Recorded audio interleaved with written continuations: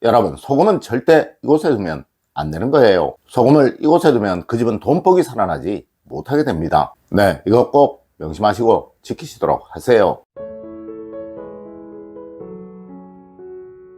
여러분 안녕하세요, 이정민입니다. 여러분, 제게 가장 많은 문의가 오는 것 중에 하나가 바로 소금단지에 관한 이야기입니다. 네, 그만큼 풍수학이 뭔지, 성명학이 뭔지, 사주학이 뭔지 모르는 사람들이 허황된 말로 사람들을 유혹하여 돈벌이의 수단으로 이용하는 것이 바로 이곳 유튜브이기도 합니다. 네, 얼마 전에는 이름에 어떤 글자가 있으면 안 된다고 말하는 허황된 사람도 있더라고요. 이런 이야기를 들을 때마다 성명학이나 풍수학, 또 동양학을 20여 년 이상 강단에서 강의를 해온 저로서는 정말 기가 막힙니다. 여러분, 절대 사이비 풍수가나 사이비 장명가들에게 속지 마세요. 그것은 여러분의 삶을 불행으로 이끌어가는 정말 최악의 행동이 되는 것입니다. 물론 소금도 그러합니다. 오늘의 이야기 잘 들어보시고 혹시 이곳에 소금을 두신 것은 아닌지 꼭 살펴보세요. 첫 번째로, 소금은 미신의 의미가 아닌 식품의 의미로 꼭 두십시오. 여러분, 집안에 미신이 있으면 그 집에는 절대 번영이나 행복운이 살아나지를 못하게 됩니다. 이런 집에는 항상 뭔가에 씌이는 사람, 뭔가에 홀리는 사람이 나타나게 마련이고, 이로 인해 불륜이나 향락, 도박 등 반사회적인 행동을 하는 사람이 무조건 생겨나게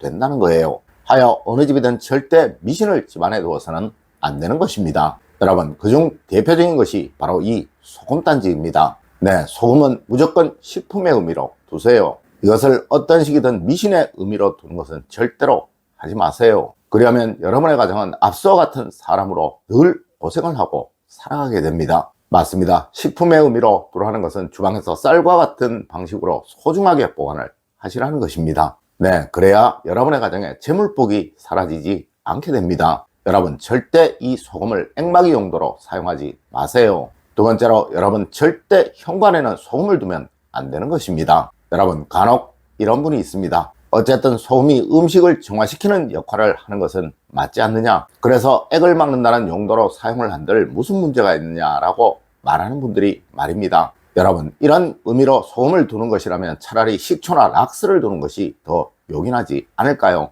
맞습니다. 여러분들은 착각을 하시는 거예요. 소독을 한다는 것과 귀신을 쫓는다는 것, 그리고 액이나 불행을 막는다는 것은 전혀 다른 이야기라는 것이죠. 여러분, 누군가는 말합니다. 현관에, 신발장에, 그리고 또 어디 깊숙한 곳에 소금단지를 두면 집안으로 들어오는 불행한 악기가 들어오지 못한다고 말입니다. 하지만 이런 사람은 풍수를 마치 무슨 미신처럼, 비방처럼 생각하는 사람이고, 또 늘 미신을 쫓아 살아갈 사람인 거예요. 여러분, 풍수는 절대 미신이 아닙니다. 이 학문은 집안에 흐르는 기운을 좋게 하여 그 집안에 기거하는 사람들이 늘 좋은 기운을 가지고 살아가도록 만들자는 학문이지, 앞서와 같이 무슨 비방이나 요행을 통해 삶을 바꾸자는 그런 미신이 아니라는 것이죠. 여러분, 우리 풍수에서는 대문, 즉 현관은 명예운을 상징하는 대표적인 곳입니다. 하여 명문관이 대문이니 문중이니 하는 말들에 이 대문 문자가 반드시 사용이 되고 있는 거예요. 네, 이런 곳에 미신을 둔다면 과연 여러분의 집의 명예는 어떻게 되겠습니까? 맞습니다. 과거 고택 어디를 가봐도 대부분에 미신을 붙여놓은 곳은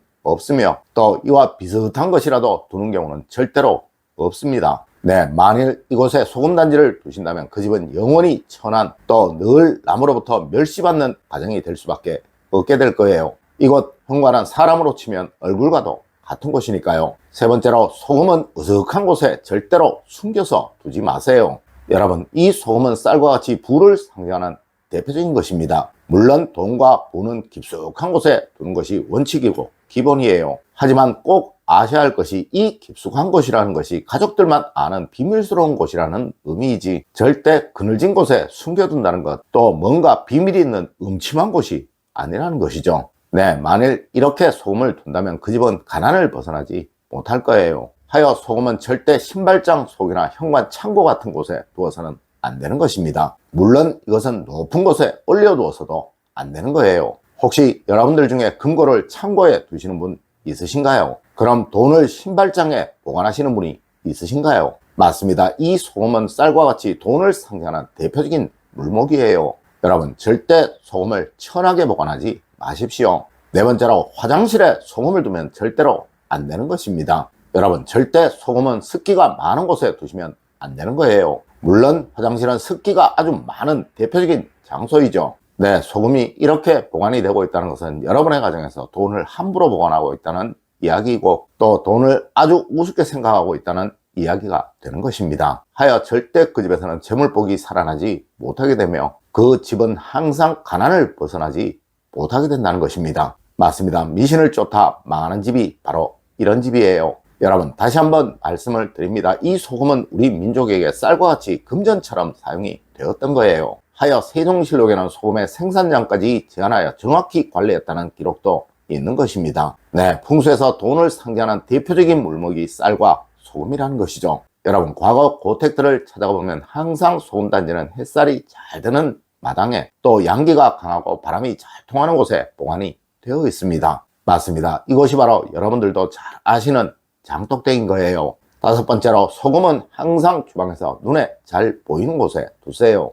여러분, 과거처럼 장독대에 소금을 보관할 수 없는 세상이 바로 현대입니다. 하여 주방이 과거의 장독대 역할을 해야 한다는 것이죠. 네, 절대 소금은 높은 곳에 보관하지 마시고 눈 아래 가능한 보관을 하세요. 물론 이것은 쌀도 그러합니다. 만약 쌀과 소금이 눈높이 이상 높은 곳에 보관이 되고 있다면 그 집은 늘 돈 문제로 고생을 하게 됩니다. 맞습니다. 절대 금고를 높은 곳에 보관하면 안 되는 것이 바로 이런 이유라는 것이죠. 대신 습기가 차지 않도록 쌀처럼 잘 보관을 하세요. 네, 돈을 미신처럼 생각하고 함부로 보관하는 가정은 늘 노름이나 향락에 빠져 가정을 돌보지 않는 사람이 나타나게 됩니다. 여섯 번째로, 소금은 반드시 쌀과 같은 방법으로 보관을 하셔야 합니다. 여러분, 소금을 습기가 많은 곳에 보관을 하면 눅눅해져서 서로 달라붙어 버리게 되죠. 이를 우리는 간수라고 합니다. 네, 소금을 보관하실 때는 항상 밀폐 용기에 담아 보관을 하시고, 또 시원하고 건조하고 온도 변화가 적은 곳에 보관을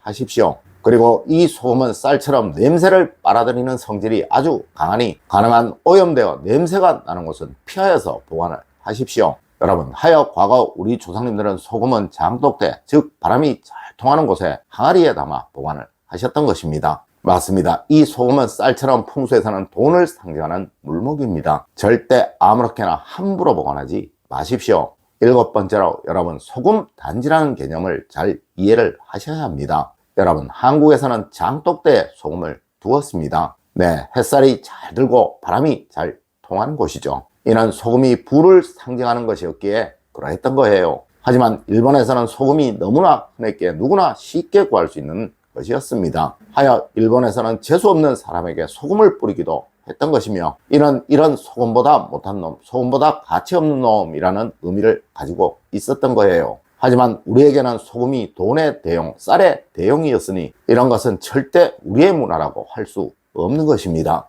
네, 아직도 일제 잔재가 우리의 생활 속에, 또 우리의 삶 속에 이렇게 깊이 뿌리를 내리고 있다는 것이죠. 여러분, 오늘 제가 알려드린 이야기 꼭 명심하시길 부탁드리며 오늘의 이야기를 마치도록 하겠습니다. 늘 올바른 학문과 올바른 지식을 여러분들께 전하도록 노력하겠습니다.